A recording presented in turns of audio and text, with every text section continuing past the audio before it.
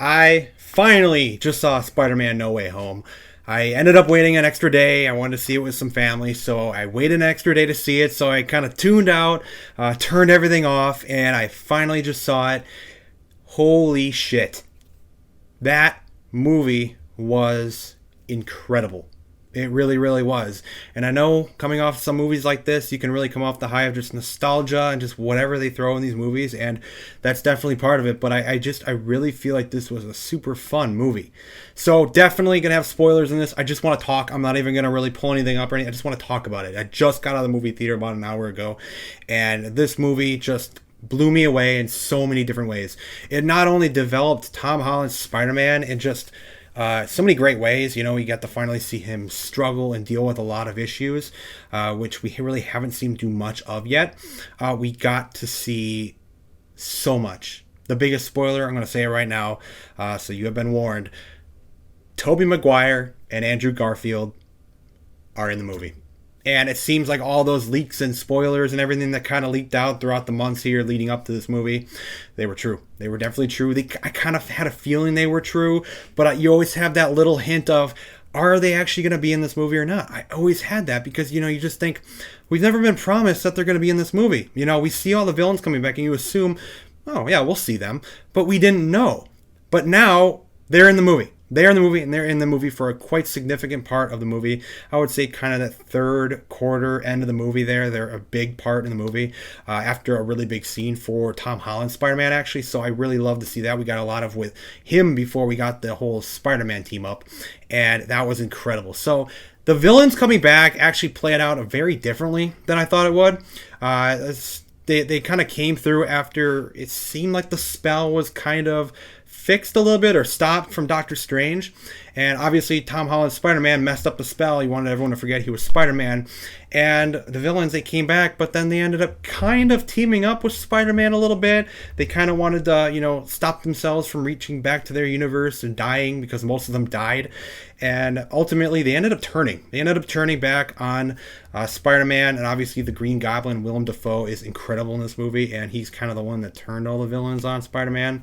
And I thought that was quite a fascinating aspect to the villains there. The one villain in the end, actually, that I kind of makes sense, that kind of helped Tom Holland's Spider-Man, helped all the Spider-Man, was Doc Ock. And obviously he was never a bad man. He had his chip that was kind of fried, and his mechanical arms, his AI kind of took him over, and that's kind of what that whole story was initially. So he was never a bad guy.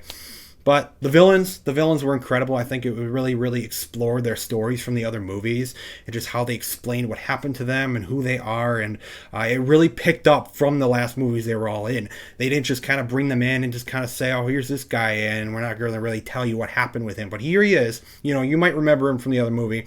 No, they are directly referencing that these are the exact characters, and they're picking right up from when they died or whatever their story was, and I thought it was cool. I thought it was really, really cool. Again, it was cool to see some development for Tom Holland's Spider-Man. Obviously, it was a very big movie for him. His Spider-Man suffers a lot in this movie. It's not really a happy ending for his character. Aunt May ends up dying in this. That was a big rumor, too. I think it was kind of a leak in a way. I didn't really look too much into it, but she did end up dying, and I thought that was a pretty cool scene because we got that whole line of, with great power comes great responsibility. So Tom Spider-Man now has gotten that line as well. I thought that was cool, and that kind of brought a whole bonding point to Tom Holland meeting Andrew and Tobey Spider-Man. They kind of reflected on both of them losing Ben, and he had now just lost Aunt May. So it was kind of a fascinating aspect there, but I just kind of want to get to the big part. Tobey Maguire, Andrew Garfield, they're back. They're in this movie, and they're in it for a good chunk of the movie. And once they're in, they're in it like full force. Like they are like the main characters alongside Tom. And they kind of explore kind of where their characters picked up. You can see Andrew struggling with losing Gwen still from The Amazing Spider-Man. You can see Tobey Maguire's Spider-Man. He kind of references that he's kind of, worked things out with MJ, and he's older now. He's definitely older. So they're not like picking up from their movies. They're coming back in later, at a later date from their timelines. Andrew Garfield, Spider-Man, ends up mentioning that he fought a rhino guy, and we saw that at the end of Amazing Spider-Man 2. So we pick up at a later date for their Spider-Man, and we kind of see them interact. They're bickering back and forth, and just interactions between them was incredible. I thought their interactions, especially like on by the Statue of Liberty, was more entertaining than actually seeing them suit up, and that was incredible, by the way. Seeing them all suit up and fight against all these classic Spider-Man villains we've seen throughout all the movies, it was super cool.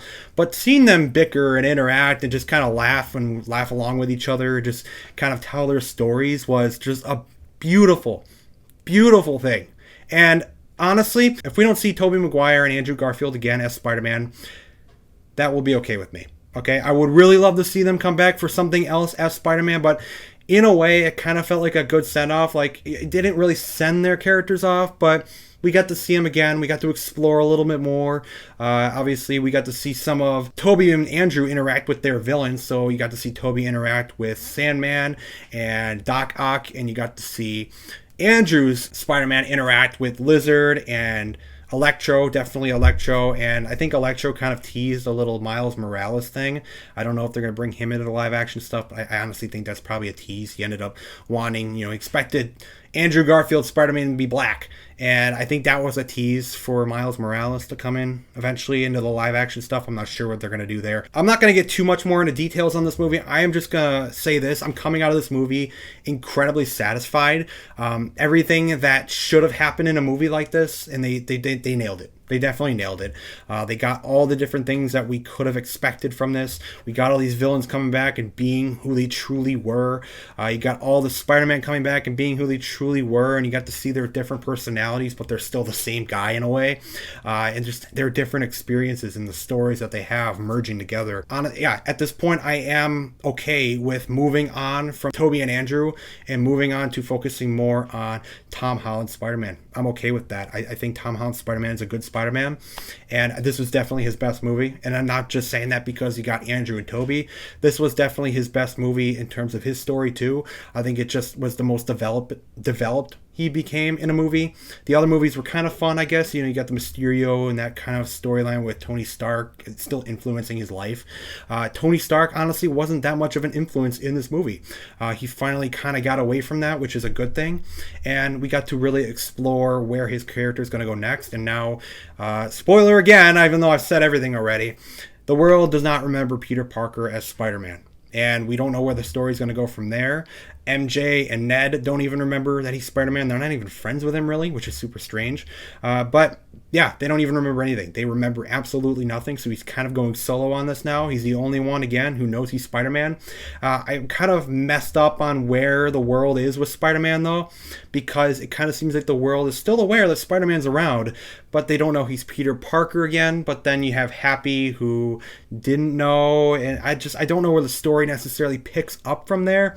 We'll have to see that in the next Spider-Man. I think there's already statements that they're making on Spider-Man 4, which is obviously expected. And they teased, obviously, in the post-credit scene, by the way, they teased that Venom is going to be a prominent type of storyline or character.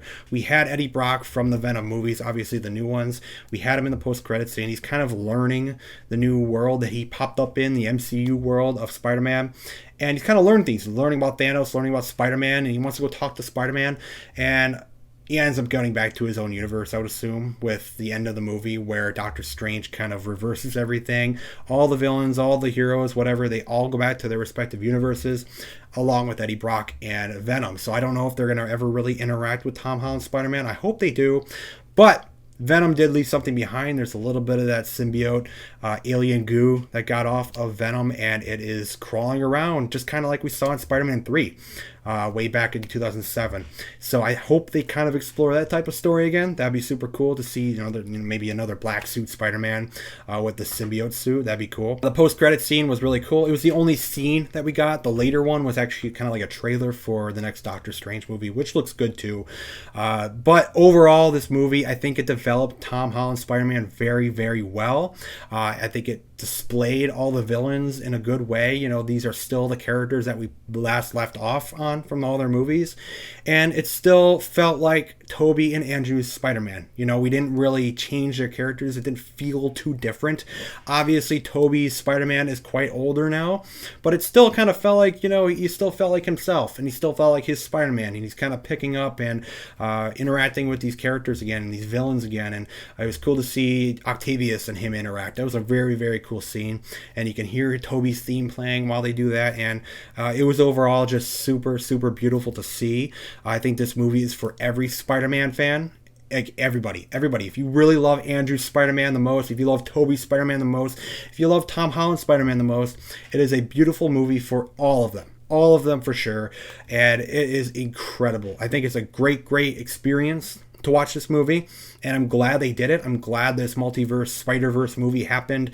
Again, I don't know if they're going to do any more, but I cannot express enough how much I loved this movie. And again, I'm coming off the high of it, of course. I'm coming off about an hour after seeing it, so maybe my opinions could change as I think about it. But as I'm thinking about it right now, I really had a damn good time. I enjoyed it more than Avengers. I had a hell of a lot more good time in this movie than Avengers Endgame. And I had a good time watching Avengers Endgame and Infinity War and all that stuff, and just the accumulation of the 10 years or whatever of all the Avengers movies.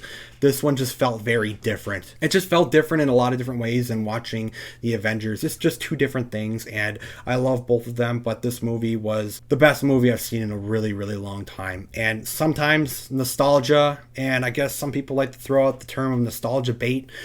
I think this one did it well. This one did it really well. Nostalgia is not always a bad thing. Sometimes having that little bit sprinkled in there like that, it's a good thing. It didn't take away from Tom Holland's Spider-Man. I don't think any of this stuff took away from him at all. It pleased all fans of all the Spider-Man, and it developed Tom Holland's the most. And I think that's what's most important here. It didn't just take over his movie. It was still his movie, and I think that's the best thing you could take out of it, is we got some cool nostalgic moments. We got to see all of our favorite Spider-Man back, and it developed Tom well. And it set up a lot of different cool things for Spider-Man going forward, possibly some Venom stuff, and it's going to be cool. It's definitely going to be cool. Spider-Man's honestly really one of the only things I really care about right now in the MCU. We'll see going forward what they do with all the other movies they're going to do, but Spider-Man right now is on a good path, and I'm excited to see where they go next. I think Venom 3, or whatever they do with Venom next, is going to be where we see Tom Spider-Man next. So I'm excited to see where they go there, but that's kind of my quick thoughts. I'm not going to break down the movie in full detail. I just want to give my thoughts right out of the movie theater here.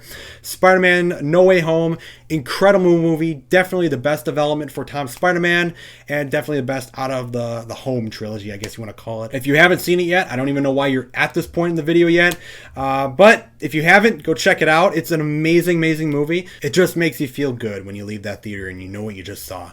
Like, this movie really, really accumulates the past 20 years of Spider-Man movies in such a perfect way.